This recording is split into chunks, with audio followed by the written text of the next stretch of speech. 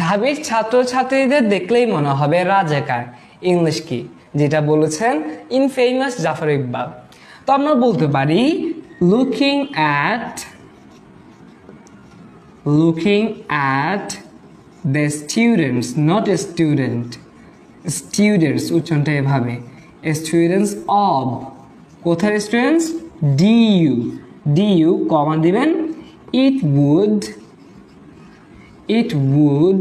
seem, not seems, it would seem that, কি মনে হবে, that they are, যে তারা হলো কি, রাজাকার্স, প্লুরাল বলতে হবে, রাজাকার্স, নট রাজাকার, রাজাকার্স। তো এভাবে বলতে পারেন। এবং এখানে আমরা লিখে দিচ্ছি বয়কট জাফর ইকবাল। অবশ্যই এটা শিওর করবেন।